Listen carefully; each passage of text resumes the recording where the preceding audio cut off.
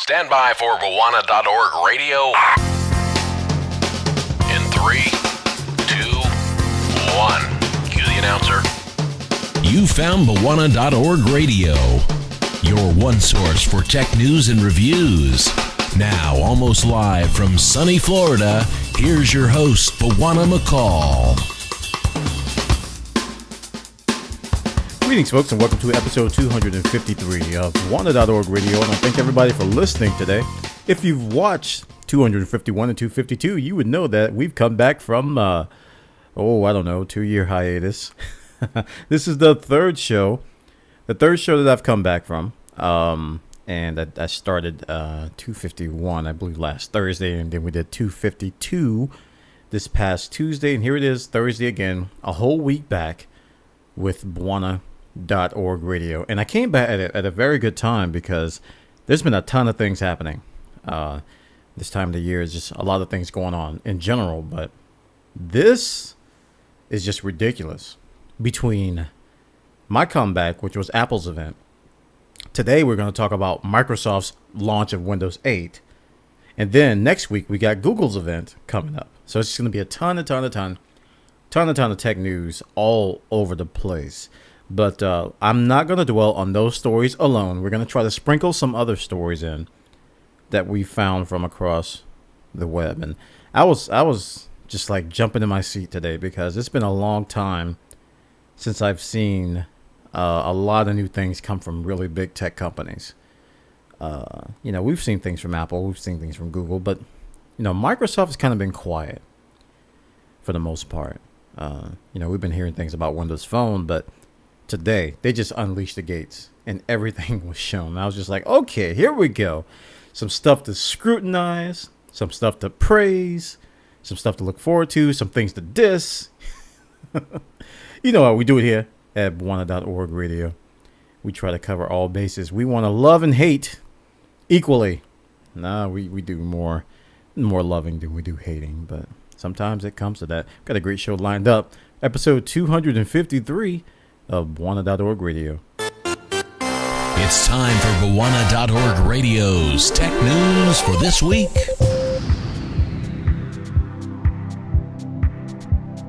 And for our first story, we're going to talk about Zynga. Zynga, the makers of the famous Farmville, Xville, whatever Ville you want to put in there. Makers of these casual games, and a lot of hardcore gamers, they like to groan when they hear the Zynga name because they have made those casual games, those social Facebooky games, very, very popular. And, it bothers a lot of hardcore gamers. Like, those games are terrible. But, a lot of people like them. The reason why we're talking about Zynga is because they did something a little bit low. And we're going to talk about it right now. They laid off some employees.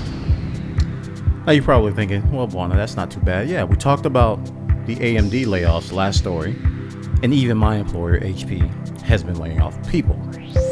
So that's something that's happening just in the tech industry in general. But the way that they conducted these layoffs is why we're talking about this story. Zynga chose to lay off employees during the Apple iPad mini event. They waited until the iPad mini event started and they laid off 100 employees at its Austin branch. And the reports are also saying that their Boston and Chicago studios also had sudden layoffs and studio shutdowns. So in essence, these layoffs were done behind the hype and shroud of the Apple iPad mini event. All the tech pundits, all the journalists, pretty much everybody who would care about Zynga's layoffs were watching Apple during this event. I can't help but think that was planned, premeditated evil to do it like that. Now, Zynga's not doing so well. They suffered a $23 million loss in Q2 2012. And they even reportedly handed out stock as an incentive to keep employees from leaving the company. which is kind of odd because now they're cleaning house almost completely, according to this article over on Slash Gear. It's a sad day for Zynga, financially and, morally. Just morale, I should say. But for them to choose, that's the key word here, guys. They chose to do these layoffs during an event that they know that people wouldn't be watching. And to me, that was premeditated and just plain wrong. And that could be why people are trying to leave the company. Sad day, guys. And you don't like to see it. I mean, you don't want any company to fail. I talked about this last time. You don't want to see companies fail. But in this case, were they asking for it? Were they, was this something that they had coming to them because of stuff like this?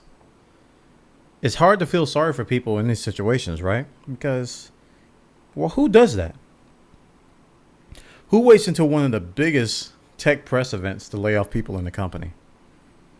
Who does that? I can't think of any other company that does that. But Zynga chose to do it, and, well, we'll see how the company, quote-unquote, rebounds, or even how they're going to move on from this, because everybody's looking at them in a different light, even probably an even worse light than what they had before. So check it out, guys. Over on Slash Gear, they got the details about Zynga laying off employees during the Apple iPad mini event. And for our next story, we're going to talk about books. No, we're not going to talk about books, but we're going to talk about Barnes & Noble, that book company. You may have bought some books there. My English is internet affected. I'm going to blame the internet for breaking my English. I would have never said bought in pre-internet days, uphill in the snow. Barnes & Noble, guys. Barnes & Noble, we're going to talk about them.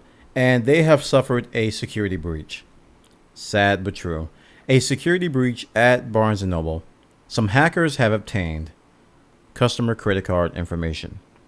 So how was this obtained? Via the old school skimmers. I think they were called skimmers. Basically, some credit card readers or scanners were compromised. Keypads is what they're calling them in this story. Compromised keypads, which recorded all the swipe cards information. And these affected stores in Chicago, San Diego, New York City, and Miami. 63 stores. That's a lot of customers. When you think about all the different Barnes & Noble stores across the country, and these big cities, they're going to see a lot of people going in and out buying books and buying stuff. 63 stores. Barnes & Noble issued a statement to customers to change their pins as a precaution. Now, the drama doesn't end there. Here's where it gets a little bit hairy. Here's where it gets it just really starts to get crazy. Barnes & Noble did not notify the affected customers for quite some time. Apparently, while the entire investigation was going on, they kept quiet. And according to this article, they did this due to the direction of the U.S. government. They received 2 letters from the South District of New York's Attorney's Office stating that they were not obligated to share the security breach with the customers while the investigation was ongoing.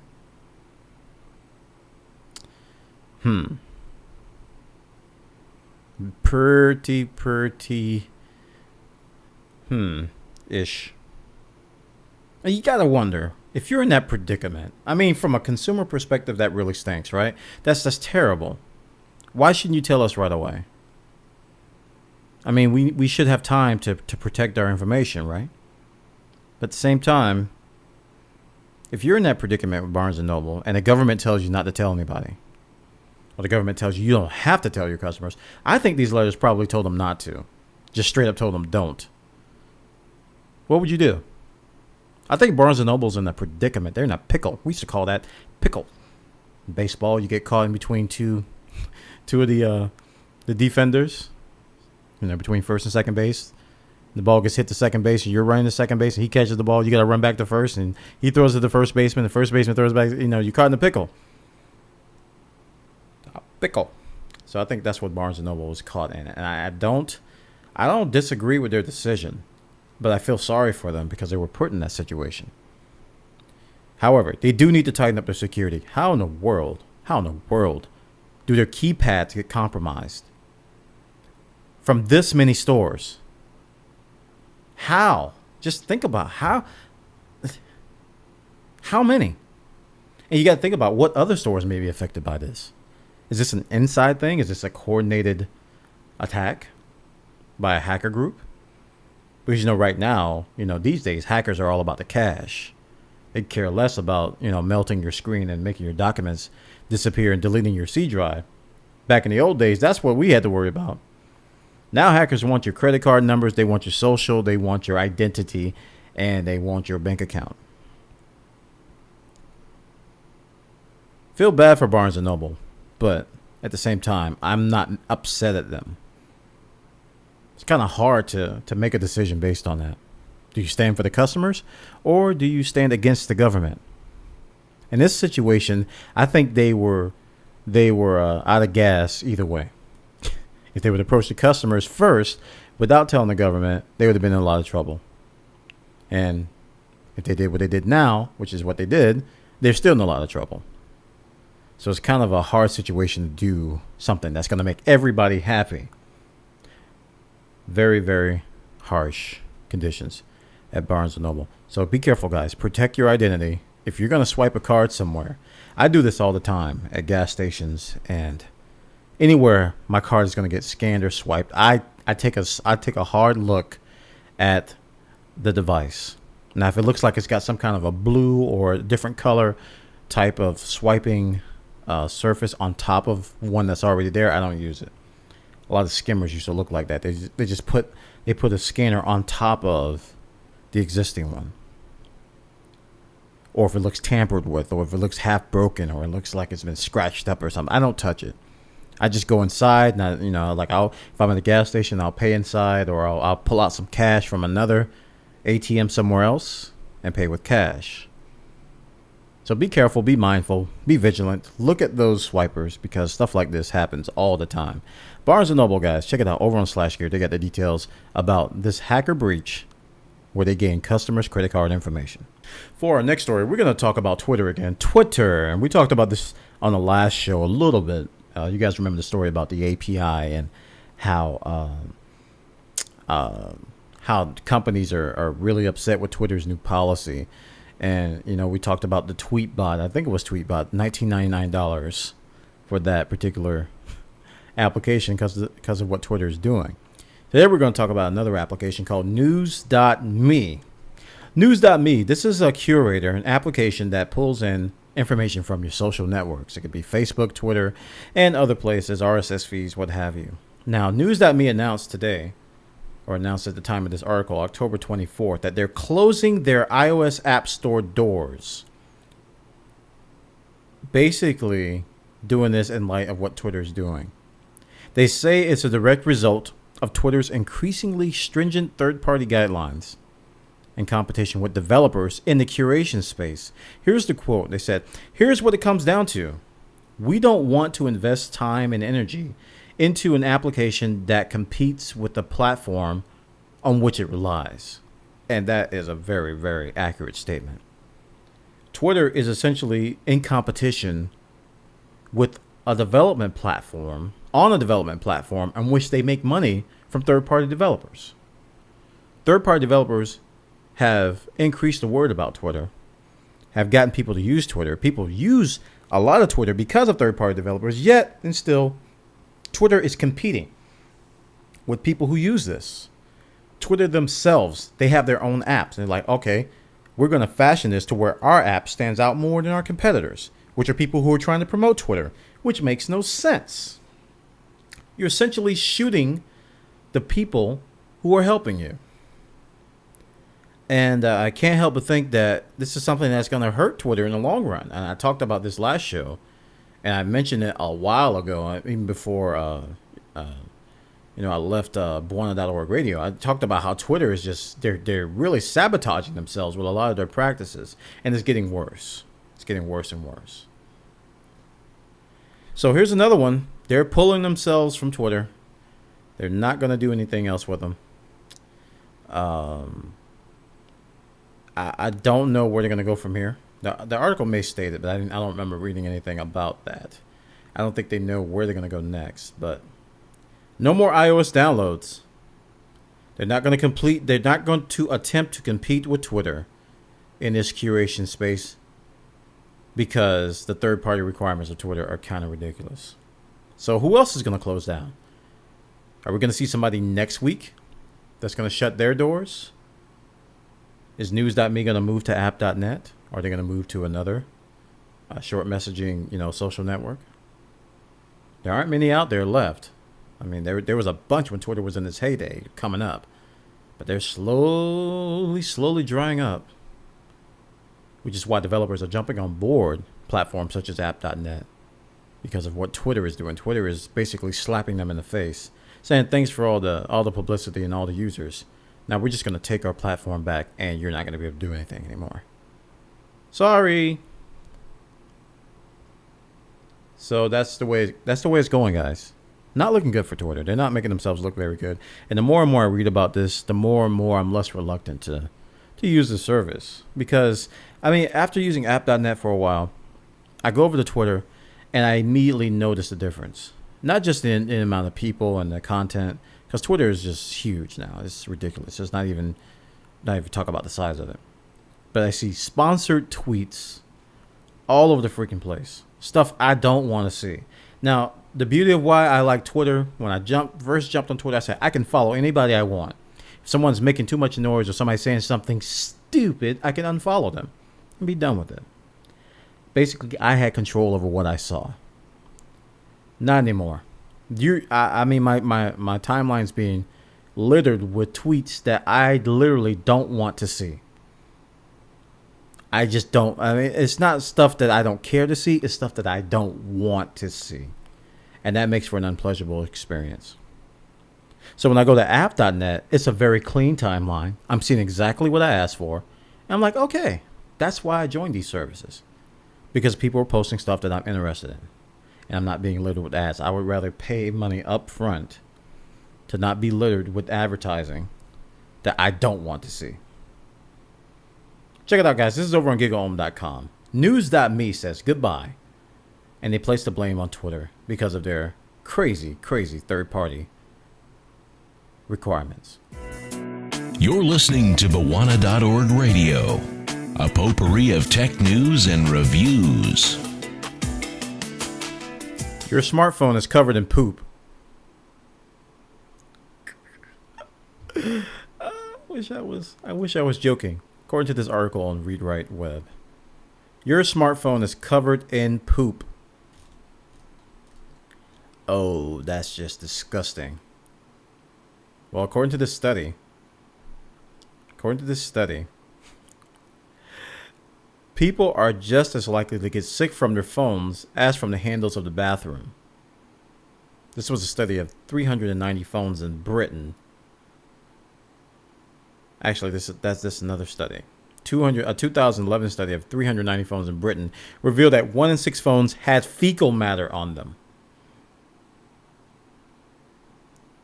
But a recent study done by HML Labs, this is the most recent one, found that every single one of the phones that they tested randomly in a Chicago office showed abnormally high numbers of coliforms, a bacteria indicating fecal contamination. And the doctor called these results pretty bad. So think about it, guys. You got mobile phones, you got smartphones, you got tablets. You probably take them to the restroom with you. Guilty. I am definitely guilty of this. I'm looking at my phone now, getting sick. You take your phone to the bathroom with you. How often do you clean your phone? Those are two questions that, actually, that's one question you probably should ask yourself after listening to this show. Because there's a high chance or high likelihood that your smartphone is covered in poop. Poopy hands. We're just going to change your name to Poopy Hands. Poopy Hands. Makes you want to go out and buy some screen cleaners and some sanitizers, huh? But it's not as easy as you think it is, because according to this article, as the Wall Street Journal pointed out, both BlackBerry and Apple explicitly forbid using window cleaners, household cleaners, aerosol sprays, solvents, alcohol, ammonia, or abrasives to clean your phone. So what the deuce are you supposed to use? That doesn't leave very much, does it? Is your smartphone covered in poop? Yes. Clean it. Check it out, guys. It's over on readwrite.com. This article came by way of the Wall Street Journal, though. Very, very humorous when I saw the article headline. And knew exactly what they were talking about when I saw it. But, it's pretty nasty. Very nasty stuff. But clean your phone, guys. Find a way to clean it. Now it's time to talk about that Microsoft. Microsoft today has launched Windows 8. And in our show links, we have a link to GigaOm's live blog coverage. It was just one of the many sites I saw that kind of had a play-by-play of what was going on. Microsoft, this thing pretty much lasted half the day. 5 hours total in terms of time covered. They had a little break in between. 5 hours to talk about Windows Phone 8 and Surface RT. This press conference, or this event, is held in New York City. And a lot of people were there. Now, Ballmer was on stage. We had product managers from Windows 8 and Surface on stage. Everybody was doing a dog and pony show. But in essence, we got a glimpse of Windows 8. We got a glimpse of what's coming on the Windows platform. And a lot of us who have used the consumer preview know kind of what to expect. But if you haven't looked at Windows 8, haven't read anything about Windows 8, you might be in a little bit of a shock in terms of a change, in terms of philosophy change. Immediately, you're going to notice the emphasis of a tiled interface, something that Windows Phone really brought out to the forefront initially, and then was picked up on by Xbox Live, and Xbox 360, and now it's made its way to the newest iterations of Windows Phone, and now in Windows 8. So the first thing you're going to see when you boot up Windows 8 is this gorgeous tile interface. Very, very easy on the eyes, easy to use in terms of touch. And that's a good point, because this whole event, this entire event, emphasized the lifestyle changes that we have today in computing that's going on right now. They talked about how we used to sit in front of a 15-inch CRT with a computer of like 1/20th of the storage capacity of a smartphone. And, which had like 1/10 of the screen resolution. And we got our work done that way. Whereas today, we're doing so much more on our smartphones and our tablets and in our ultrabooks and laptops. Those of us who are into PC gaming know, we don't do that yet. PC gamers, we're still old school for the most part. We're still using mouse, keyboard, point and click, dual monitors, giant towers, cooling systems, RAM, CPU, overclocking, all that stuff. We're still doing that. But the modern world, that world outside the window that we don't like to go out and see, that sun, man, that sun burns your skin, is going more mobile and mobile every day. I'm joking, guys. Obviously, I go outside sometimes, So today, Microsoft, this was their day to unveil Windows 8 and Surface RT. And I, for one, I have Windows 8 installed here. I'm not going to talk much about the event because I want you to go to the live blog and read everything that they covered. More so than I'm going to talk about my experience and, compared to what they said. I have Windows 8 installed here on a laptop, and I was live streaming the Microsoft event today on my live stream at live.bwana.tv, and we had some people discussing. And, during the break, I was actually demonstrating Windows 8 to them and asking them for questions and, what do you want to see? It's like, how you do this, and, how you search this, and how you launch an application, how you switch applications, what's the task manager look like, what's this, what's that? I was trying my best to answer those questions just by doing a live demonstration of casting my desktop screen through a remote desktop interface. It was pretty simple to do.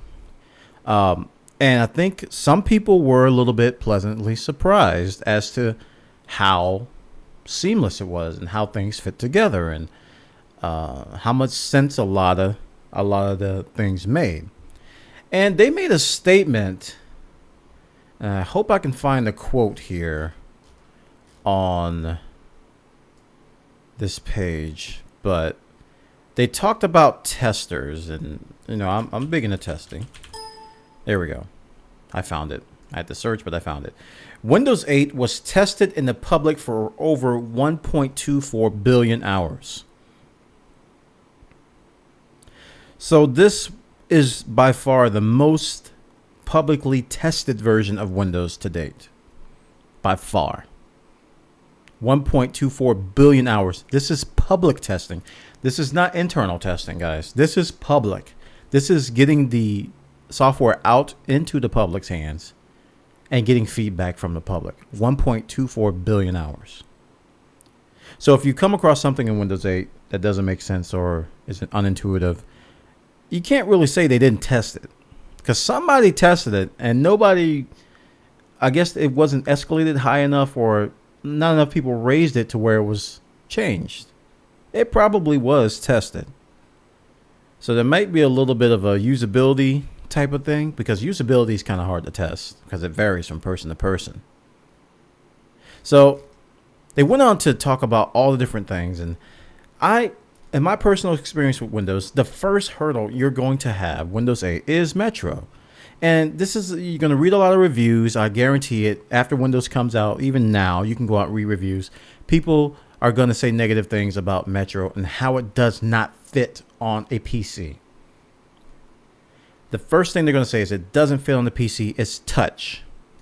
It doesn't fit. It doesn't belong on a PC. It belongs on a tablet. And if you go and you watch what Microsoft did today, if you go back and watch it, hopefully this thing has a link to the live stream and you can watch the archive. If you look at all the devices that they debuted and that they showcased on stage, I think 90 to 95% of them supported touch in some form or fashion.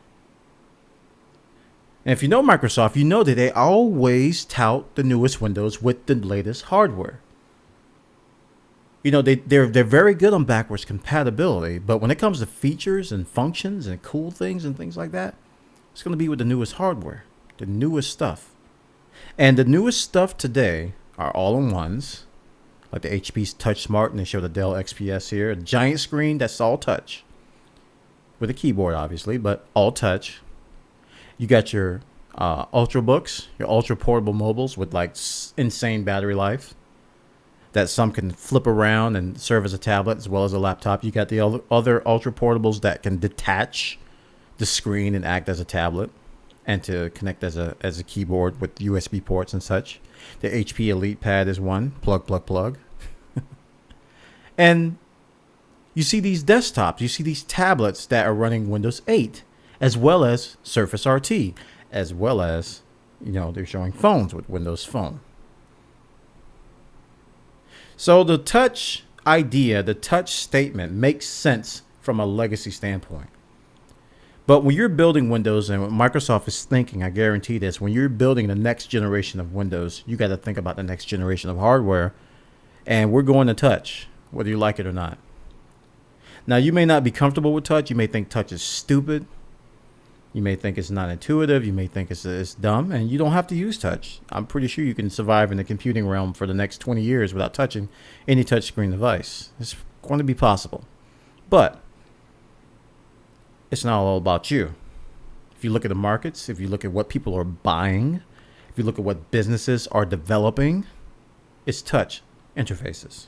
That's the reality of it. And sad but true, Microsoft is not going to design Windows for you. And when I say you, I'm talking about you alone. There's a much bigger, broader market out there that is moving to touch. Apple sees it. Android knows it. Google knows it. Microsoft knows it. So it may be time to rethink your position on touch, guys. I'm not saying that Windows 8 is a perfect touch interface, but that the whole concept and the whole idea and the whole philosophy behind touch is something you may have to reconsider because people are using it. So with that said, the Metro interface is great for touch. But when you use it with a mouse and keyboard today, it has some hurdles. As it should. A great touch interface is not going to be easy to use with a keyboard and mouse. It's impossible. Microsoft knows this. That's why they tried to build a compromise with the OS with smart corners, where your thumbs are on a tablet. You're going to notice when you use Windows 8 that if you can imagine your monitor being a tablet, that's where your thumbs are probably going to be if you hold it in landscape mode. That's where the most common functions are, the top left and the top right corners. So you're going to be moving your mouse there often to access shortcuts. Alt tab still works. Windows key tab still works. The Windows keyboard shortcuts still work. Pretty much everything I've tested that I used on Windows 7, I was in a remote desktop, so all the shortcuts I was using locally on Windows 7, I was able to use in my remote desktop to Windows 8 just fine. All of those still work.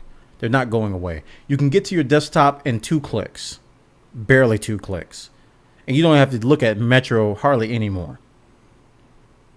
But you probably should look at it because it's not that bad.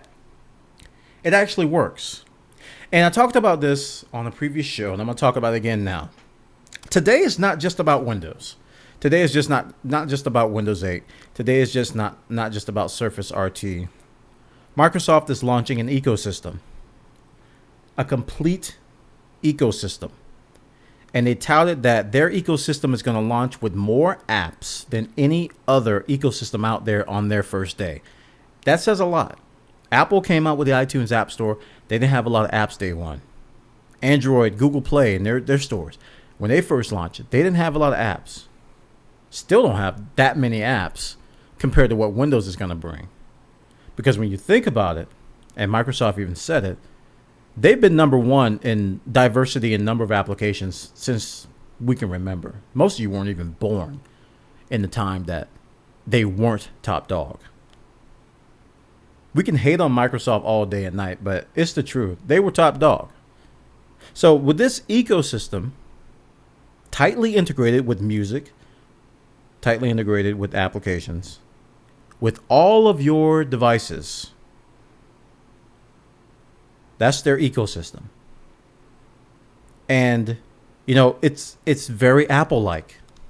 I've said it before. I've said it again. It's very Apple-like in what they're doing. And a lot of Windows guys aren't going to like it. I like the Mac ecosystem. You guys know that I've used a lot of Macintoshes. I've talked about Mac apps a lot. I've talked about iPhones and iOS devices a lot. I like the ecosystem. I recognize the drawbacks. I recognize that some people can't live without them, and I don't knock them for that. That's a perfectly valid statement. This ecosystem for a day one launch is very, very clean. Very, very clean. I've seen some really bumpy launches, and it includes the iTunes App Store, and it includes Google Play.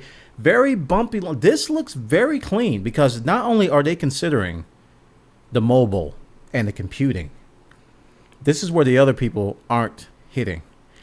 They're getting the gamers, guys. Microsoft is getting the gamers. Xbox 360 is the number one selling console. Number one. Nintendo just announced they're going to cut their earnings by 70% forecasted because nobody's buying Nintendo Wii's and 3DSs anymore. Yet people are still buying 360s. People are still using Kinect. That's not an opinionated statement. That's factual, what I just said. Microsoft is pulling those people in. And for the first time in 2 years, let me tell you this, guys. For the first time in 2 years, I wanted to turn on my 360. And it had nothing to do with games. There's this application called the Smart Glass. Xbox Smart Glass. I think that's what it's called. Essentially, this is a gateway to your Xbox 360 from any device that has Windows 8 or Surface RT. So you can queue up shows, start up things. It's very similar to the Apple TV infrastructure, but this thing works on everything. Works on my iPhone, works on my Android, Works on my Surface RT. Works on my Windows 8 PC. It's going to work on my Windows Phone if I had that. Remote controls, media management, to your console, to your television, with Kinect. So this is a very strong ecosystem launch, guys. If you and the one thing I want you to take away from what I'm saying today is don't just look at Windows and don't just look at Surface. This is an entire system. The OS is just one component. The tablets are just one component. Microsoft really thought this thing through. They spent a lot of time and a lot of testing on it, and I think it shows. And I'm not quick to compliment Microsoft. I'm the first to really criticize them on a lot of things. And there's some problems with Windows 8. I mean, I got some issues. All these Windows sign-in things everywhere drive me nuts. I'm tired of logging into my Windows account. Stop asking me. And this tie-in with Skype, it's annoying. Why in the world do I have to link my Skype account and my Windows account? I have to in Windows Mobile. They don't give me any other choice. They merge the accounts automatically. You have to log in with your Windows ID, and then you say, okay, do you have an already existing Skype ID? And then you put in your Skype ID, and then it says, okay, we are going to merge these accounts. And I'm like, I don't want them to be merged. So they're not giving me any choice in that. I don't like that. Little things like that I don't like. But they don't make or break the whole launch for me. I don't have to use Windows. I don't have to use Skype on Windows 8. Got a ton of other devices I can use Skype on. So that's not a big deal for me. Big day for Microsoft, guys. Huge, huge day. I want to say congratulations because even though the presentations were kind of hilariously bad, Microsoft can't do really good presentations. A lot of their presenters, and I think I saw this somewhere else, some of their presenters are just product managers. So they're not professional presenters. So you can't expect them to, to really be perfect up there. And some of the stuff was unscripted, so you can't expect them to, pronounce everything exactly right. I've done a lot of presenting. Probably 5,000 to 10,000 hours worth of presenting in my work career. So yeah, I know it ain't easy. It's not easy at all. The thing is that they didn't really have to do a whole lot. I think the products spoke for themselves. Now, you're going to read about bad reviews for Windows Surface RT. You're going to read bad reviews about Windows 8. And I'm just preparing you for it. You're going to read bad reviews. They're going to be negative, totally negative. But the thing I want you to remember out of anything else is that it's not just about those singular components. If you're living in a house with Windows 8, an Xbox 360, a Windows Phone, and a Surface tablet, you're going to have a good time. Those systems are going to work as seamlessly as any Microsoft products ever. And that's a prediction. They're going to work together seamlessly. So easy, so seamlessly that it's going to be almost too easy to where it's going to be difficult for geeks to figure out. You ever had stuff like that where something's just so easy, like, wait a minute, it can't be that. And it is that. I got to give them props. I think it was a successful ecosystem launch. I think Surface needs some work. I think Windows 8 needs some work. But for a first iteration, it's a great launch. And it's only going to get better from here. Check it out, guys. GigaOM has the live blog details. But it's all over the web. Every tech site has something about it. Hope you guys give Windows 8 some time. Give it a second thought because I think you'll actually like it if you try it. You found Bwana.org radio. Tech news and tech gadgets for the hardcore geek in all of us.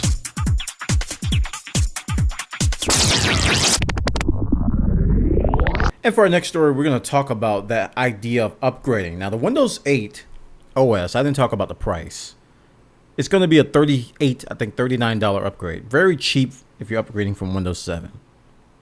And the next story I'm going to talk about has to do with upgrading or reinstalling Windows. It's over on Make Use Of, and it talks about making a list of your product license keys. Now, I just recently went through a computer crash like a couple of months ago, and I had to reinstall Windows. And I really wish I would have done this because I was finding myself sifting through emails, mailing support from companies, trying to get product keys that I had misplaced so that I can reinstall software that I've already purchased. I didn't want to have to repurchase any more software. I just didn't want to have to do that. So Make Use Of has this article talking about just making a list of your license keys. If you can get them now, start making a list of them. And I highly recommend using a product called LastPass, which can create secure documents. And you can just copy and paste them in there.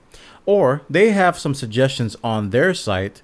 This product called Nersoft Product Key basically will take it will go through your applications of Microsoft products and retrieve product keys of what it can find.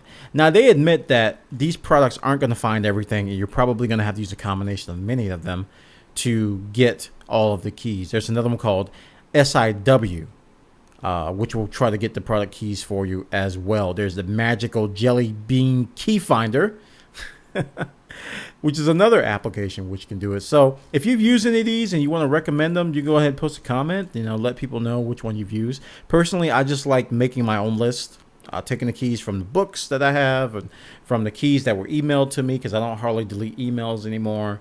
Thanks to Gmail, give me infinite storage. I don't have to worry about deleting emails anymore. So I go there and, I'm building a secure document in LastPass of all of my license keys, so I can easily find them if I have to reinstall Windows, because it's a common thing to have to reinstall Windows. Even now, when a new version of Windows is out and you may have to reinstall software, having a list of license keys is a very handy thing. So check it out, guys, over at makeuseof.com. A very handy tip: getting a new computer or reinstalling Windows, make a list of your license keys. And for our final story, we're going to talk about Google and their ambition to make maps the best thing ever. Google Street View took the world by storm a few years ago, and people were kind of creeped out. They're like, what in the world? If you know my address, you can actually see my house on the internet? Yeah, they got this thing called Street View. You put in an address, and you can actually position a little virtual man on the street and look around. Now, it's really, really handy for directions and trying to find someplace, but it also is a creepy stalker tool that scares some people away.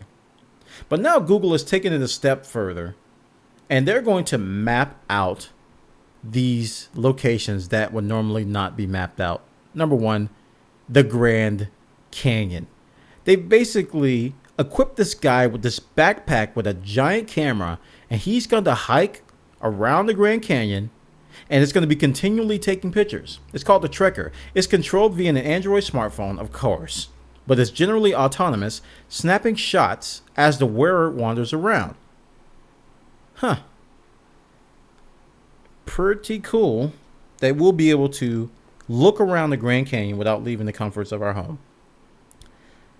You got to wonder where else they're going to go. There's been some talk of them, going in underwater and maybe in space. And, Google has $1 billion.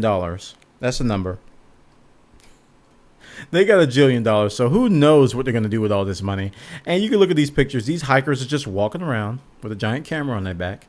You're getting paid for it. Hey, you want to go hike at the Grand Canyon? Sure. Yeah. Google's going to pay me to go. I'm just going to wear this giant thing on my back. Oh, no problem. At a time when Apple Maps is really facing a lot of criticism because it stinks in a lot of ways. It's very, very early.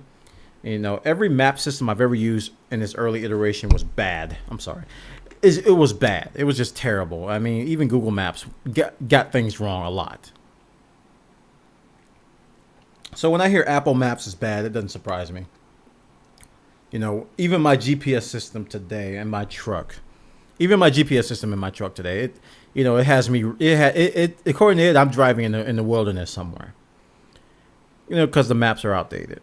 It needs to be updated. And the same is true for Apple Maps. They got to keep working on it. It's gonna get better. Google wasn't perfect in the beginning, even though people have these rosy-colored goggles when they look in the past. Google can do no wrong. Yeah, Google was pretty sloppy in the beginning. Because they were going against Yahoo Maps and MapQuest. And people were like, all right, why would I use Google Maps? hey, they had to work their way to where they are now. So Apple's got to do the same thing. But now Google's taking it a step further, guys. They're taking these backpacks into the Grand Canyon. Probably going to be going to a lot of national monuments and just walking around them so that you can get your street view on from here. Check it out. Check it out, guys. Over on Slash Gear, they got the details over there. And that concludes all of our stories we have for episode 253 of Bwana.org Radio. I want to thank everybody for listening to the show. Follow me on Twitter at twitter.com/Bwana or twitter.com/Bwana Live. If you wish to follow my live stream, where I stream a lot of different things, I'm sorry for screaming in the mic there. I stream a lot of different things because I stream a lot of different things. But if you go to live.bwana.tv, that's your one-stop shop. When I stream tech stuff, it'll show up there. When I stream gaming stuff, it'll show up there. So if you follow me on Twitter, whenever I'm streaming, I'm going to try my best to tweet on either one of those Twitter streams to let you guys know when I'm going live. Follow me on Google+, google.com/+Bwana. I'm also on AppNet at app.net/Bwana, as well as other places on the internet. There's very few Bwanas out there that are actual people and not DJs and man-page softwares. It's easy to find me, guys. So I'm over at Bwana.org, Bwana.tv, and at that's all of them. Bwana.tv and radio.bwana.org. That concludes episode 253 of Bwana.org Radio, and I will see you next time.